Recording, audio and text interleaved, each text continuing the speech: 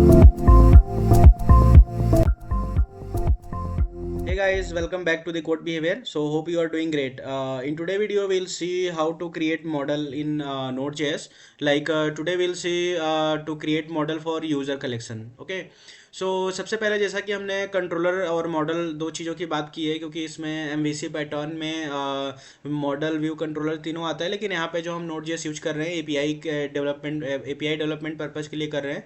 सो हमने यहाँ पे कंट्रोलर एक क्रिएट करके आपको दिखा दिया है. ये कंट्रोलर की फाइल है जिसमें हम अपने बिजनेस लॉजिक या फिर आप कह सकते हो कि एपीआई के लॉजिक हैं वो लिखते हैं. सो नेक्स्ट होता है मॉडल्स. मॉडल क्या होते हैं? मॉडल रिप्रेजेंट करते हैं कलेक्शन को.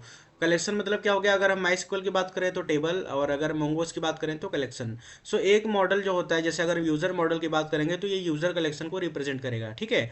और मॉडल में क्या होता है कि जनरली हम जो हमारा डेटाबेस की हैंडलिंग की क्वेरी होती है डेटाबेस से रिलेटेड, वो चीज़ें हम क्या करते हैं? मॉडल में लिखते हैं. ठीक है. सो यहाँ पे हम क्या करेंगे? सबसे पहले एक मॉडल हम क्रिएट करते हैं. सो हम with the help of command line create करेंगे. ठीक है.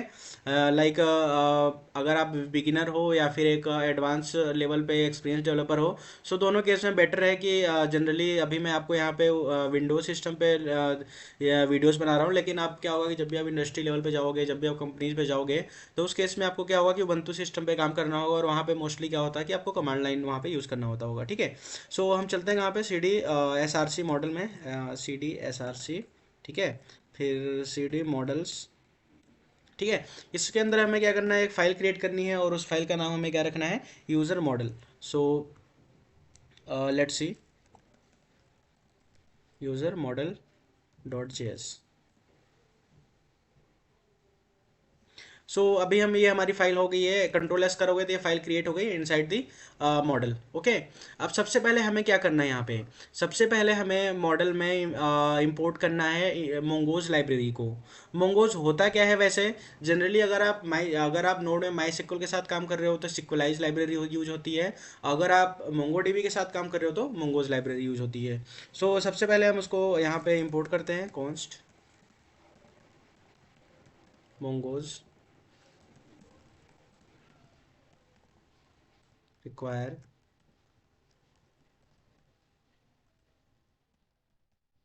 मोंगोज. ठीक है.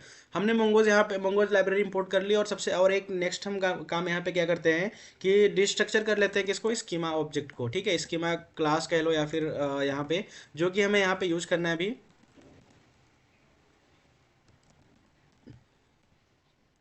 मोंगोज से हमने स्कीमा क्लास या फिर कह लो स्कीमा ऑब्जेक्ट को हमने क्या किया? यहाँ पे डिस्ट्रक्चर कर लिया. ठीक है. डिस्ट्रक्चर करने का मतलब होगा कि मोंगोज जो अब लाइब्रेरी है इसमें मल्टीपल क्लासेस हैं. ठीक है. हमने क्या किया? क्लासेज या ऑब्जेक्ट आप कह लो, फंक्शंस कह लो. डिस्ट्रक्चर के थ्रू हम क्या करते हैं कि उसको डायरेक्टली हम यहाँ पे एक तरह से कह लो कि हमने गेट कर लिया डायरेक्ट. ठीक है. नहीं, अगर आप डायरेक्ट गेटिंग करते तो उस केस में क्या होगा? मोंगोज डॉट स्कीमा करके आपको लिखना होता.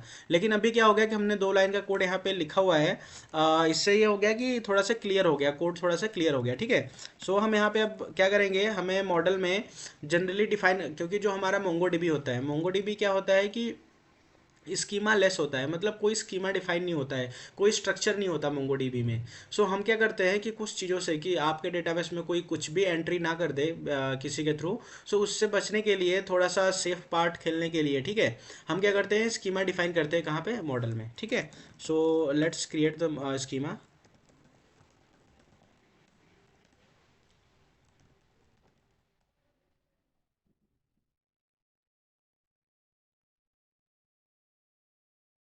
ठीक है. स्कीमा ऑब्जेक्ट हम यहाँ पे क्रिएट करेंगे with the help of schema class. ठीक है.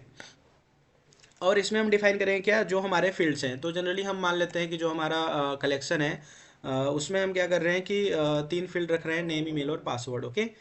नेम, ईमेल और पासवर्ड. इसको जो हम टाइप देंगे, टाइप क्या देंगे? हम स्ट्रिंग. स्ट्रिंग हमने दे दिया. सेकंड है हमारा रिक्वायर्ड. जो है रिक्वायर्ड हम ट्रू कर लेते हैं. रिक्वायर्ड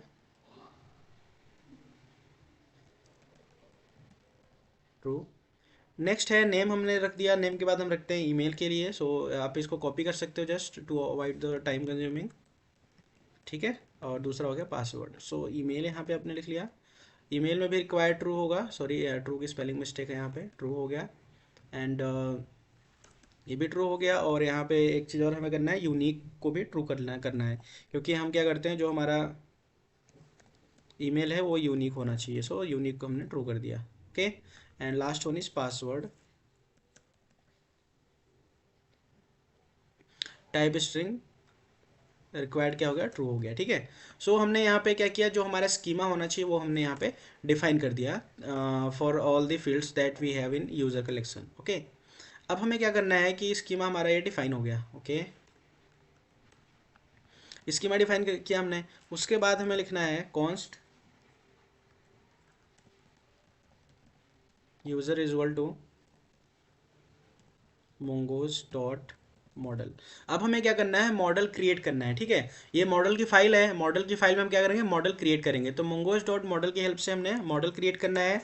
और फर्स्ट दो पैरामीटर होते हैं, पहले पैरामीटर में हमने टेबल का नाम पास किया। ठीक है, और सेकंड पैरामीटर में हम क्या पास करते हैं, जो हमारा ऑब्जेक्ट है यूजर स्कीमा। सो यूजर जो आपने स्कीमा क्रिएट किया वो यहाँ पे पास करना है। ठीक है, अब हमें क्या करना पड़ेगा, इसको एक्सपोर्ट करना पड़ेगा, जिससे कि जो हमारे राउट्स हो गए या फिर कंट्रोलर हो गए इसका ये यूज़ कर लें। So let's write module dot export is equal to user. ठीक है, हमने एक्सपोर्ट कर दिया। तो ये हो गया हमारा जो मॉडल होते हैं उसमें कंप्लीट कोड हो गया। ठीक है, इसमें क्या होता है कि कमेंट्स भी आप दे सकते हो किसी पर्टिकुलर फील्ड के लिए, लाइक यूनिक आपने लिखा तो वी नीड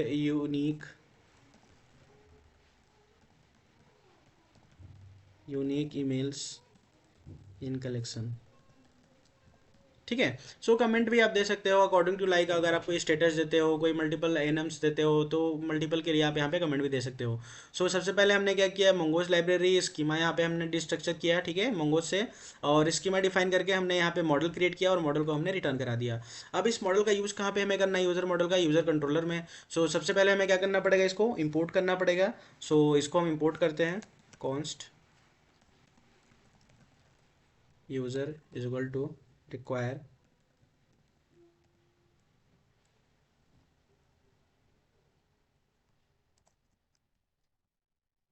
अब आपको ये देखना है कि ये है कहाँ पे, मॉडल मॉडल फाइल यहाँ पे है। ठीक है, मॉडल के बाहर हम जाते हैं तो ये मॉडल हो गया।